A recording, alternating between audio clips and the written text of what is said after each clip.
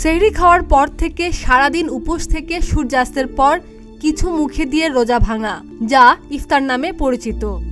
খেজুর খেয়ে রোজা ভাঙার চল বিশ্বজুড়ে। বিশেষজ্ঞদের মতে সারাদিন রোজা রাখার পর এমন জিনিস খাওয়া উচিত যাতে শরীর তাৎক্ষণিক শক্তি পায়। এক্ষেত্রে খেজুরের তুলনা নেই। খেজুর খেতে যেমন সুস্বাদু, তেমনি খুবই পুষ্টিকর। খেজুরকে প্রাকৃতিক শক্তির উৎস বলা হয়। মহানবী হযরত মুহাম্মদ সাল্লাল্লাহু আলাইহি সাল্লামের সময় থেকেই খেজুর দিয়ে ইফতারের চল।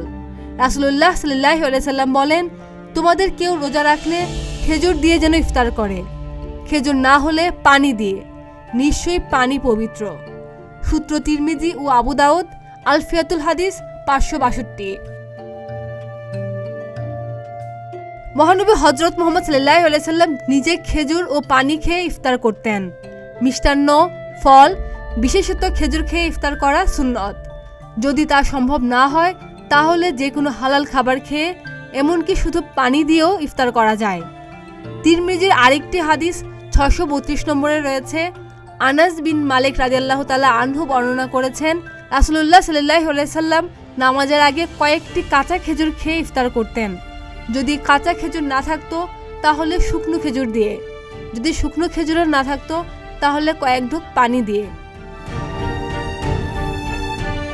অন্যদিকে পুষ্টিবিদরা জানিয়েছেন, আমাদের শরীরে প্রয়োজনীয় সমস্ত পুষ্টির যোগান দেয় খেজুর।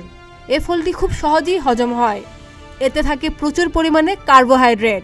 সারাদিন উপবাসের পর শরীরে প্রয়োজনীয় কার্বোহাইড্রেট দ্রুত পূরণ করতে সাহায্য করে এই ফল। ইফতারের সময় খেজুর খেয়ে শুধু খিদা নিবারণই হয় না, সারাদিন না খেয়ে থাকার পর অতিরিক্ত খাওয়া থেকে বিরত রাখে। কারণ খেজুরে প্রচুর ফাইবার থাকে, যে কারণে অল্পতেই খাবারের চাহিদা পূর্ণ হয়।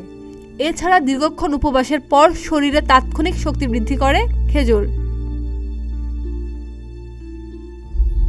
খাদিজা নিপা, প্রতিদিনের বাংলাদেশ।